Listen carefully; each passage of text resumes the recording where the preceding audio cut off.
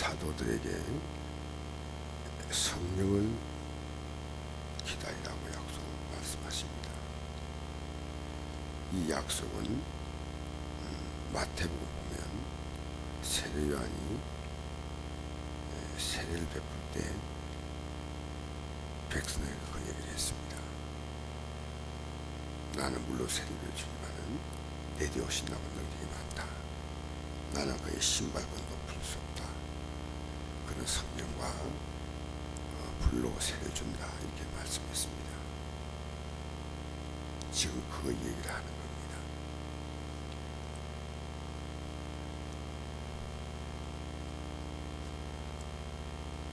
신앙생활을 하면서 우리는 가장 중요한 것과 덜 중요한 것을 분별하지 못합니다. 우리의 신앙생활은 성령을 받지 못하면 신앙생활 자체가 안 됩니다. 그리고 성령으로 충만하지 못하면 믿음 생활 안 못합니다. 왜냐하면 신앙생활 우리 힘으로 할 수 있는 것이 아니기 때문입니다. 그래서 성령을 보내셨다. 3년 동안 제 아들은 그 사실을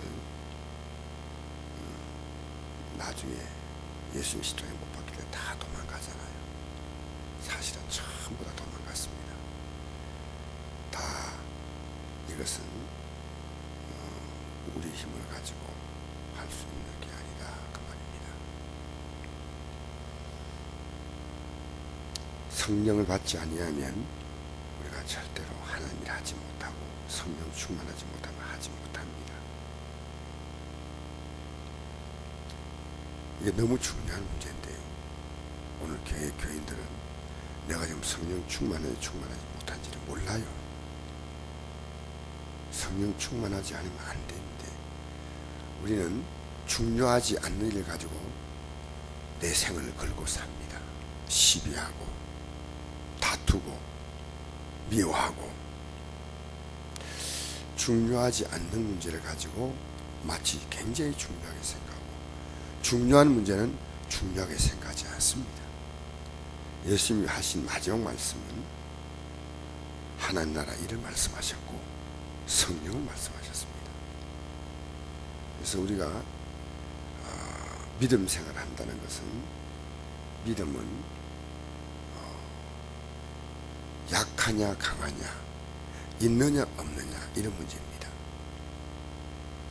믿음이 있다면 약한 믿음과 강한 믿음이 있습니다. 약한 믿음은 뭐냐면요, 내가 잘못했을 때 회개하는 게 약한 믿음이에요. 강한 믿음은 뭐냐면요, 순종하는 게 강한 믿음이에요. 회개도 하지 않고 순종도 하지 않는다, 그건 믿음 없는 거예요. 오늘 교인들이요, 회개도 없고 순종도 없어요. 그건 믿음 없는 거예요. 내가 전도하라 하면 전도 나가야 하는데 못 나간다, 그러면 회개해야 됩니다. 믿음이 약하다고. 회개도 하지 않고 순종도 하지 않는다는 것은 그건 불신앙이에요. 불신앙. 나 그걸 하지 않겠다. 우리는 살면서요, 인생을 살면서 제가 느끼는 게 하나가 있어요. 우리는 100% 만족하게 살 수 없는 게 세상입니다. 우리는 100% 다 만족하고 조금만 내 기분 상해도요, 그거 못 견디는 거예요. 우리 몸도 완벽하게 건강을 해야 한다는데, 저도 몸이 안 좋은 약간 약한 분이 있어요. 생활에 나가는데 지장은 없지만 늘 약해요. 그러면 약한 부분은 안고 살아가는 겁니다. 인생을 살아가면서 내 주위에서 아픈 새끼손가락이 있습니다.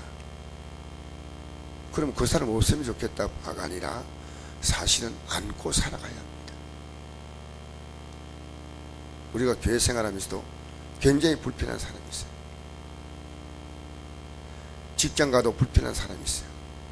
가정에도 불편한 사람이 있습니다. 그 고치려 하다가 내가 병듭니다. 믿음은 있느냐 없느냐인데 제가 아침에 눈을 뜨면요, 제일 먼저 아픈 데가 있어요. 야, 이거 깨끗하게 고쳐야 되겠는데 그런 생각을 하지만 어지간하면 아픈 거 안고 살아가라. 갑자기 사도 바울이 생각났습니다. 육체의 고통에 가시가 있었지만 그는 그걸 안고 살아간 사람입니다. 사랑하는 성도 여러분, 우리가 정말 중요한 것이 성령을 받아야 하는데, 내가 지금 성령 충만하다는 것은 성령 충만하면 세 가지가 나타납니다. 믿음과 소망과 사랑이 분명합니다. 어디다 믿음을 두고 샀냐? 그게 성령 충만한 거예요. 어디다가 소망을 두고 샀냐? 그게 성령 충만한 거예요. 그리고 모든 일을 사랑하고 사는 거예요. 그게 성령 충만한 거예요.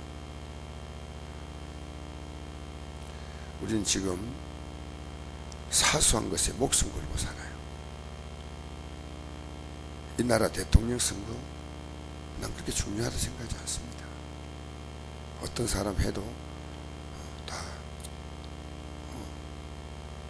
또 잘못하면 국민들이 또 저항하고 할 것이고 하기 때문에 사람은 특별한 인물이 없습니다.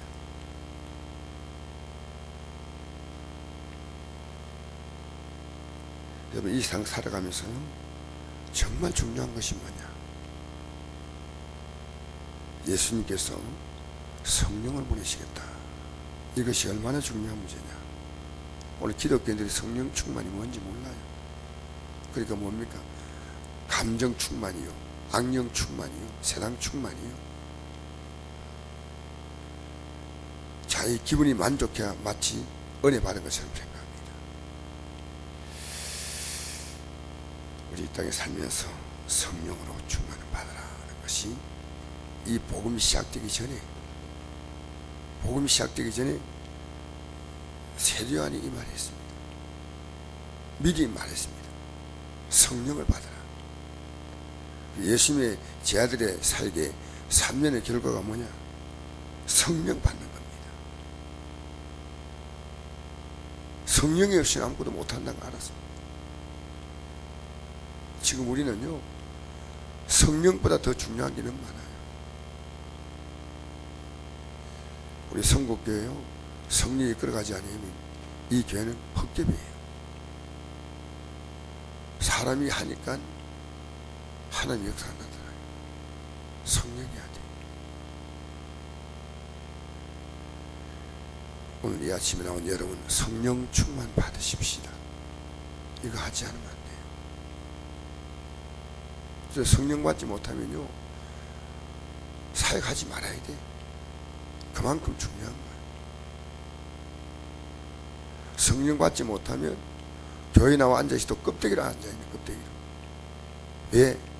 이게 너무 중요하니까. 이게 너무 중요하니까. 물과 성령으로 겁나지 않으면 하늘나라 갈 수 없잖아요. 그 성령이 오셔야 우리가 하늘나라 지향적으로 살아가요. 육신적으로 살아가는 게 아니고. 성령 충만하면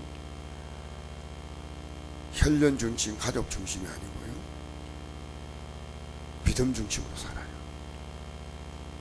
여러분, 오늘 이 아침에 나온 여러분 모두가 성령 충만하기를 주의 이름으로 축복합니다. 성령 받는 것만큼 중요한 게 없기 때문에 오늘 교회 지휘자들이 성령 충만하지 않기 때문에 얼마나 교회를 어지럽힌지 몰라요. 하나님 일을 하는 게 아니고 하나님 일의 방해입니다. 방해. 제가 우리 교회도 수많은 부교육자가 왔지만요, 지나고 보니까 성령 충만한 사람이 있었고 그렇지 않은 분이 있었어요. 그렇지 않은 분이 교회 와가지고요, 솔직히 피해주고 갔습니다. 피해. 성령 충만하지 않으면 교회 일꾼 되면요, 일을 하는 게 아니고 일 만듭니다. 목사가 성령 충만하지 아니하면 성도들 정말 이상이 이끌어요.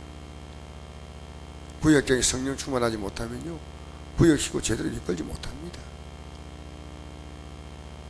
우리의 온 관심이 성령 충만. 여러분 모든 걸 다 만족하게 하면서 살려고 한다면요, 우린 천국 바라볼 수가 없어요. 불편함을 끌어안고 살아가는 거예요. 하나님께서 이 땅에 사람의 몸으로 오셔서 살았던 공생의 33년이 얼마나 불편했겠습니까? 하나님이 얼마나 불편했겠어요. 사람 몸으로 입고 왔으니까. 이 육체라는 것에 통제를 받으니까. 여러분, 우리는 하나님의 뜻을 이루기 위해서 우리는 성령의 충만함을 꼭 받으시기를 주 이름으로 축복합니다. 기도하겠습니다. 좋으신 아버지 하나님, 성령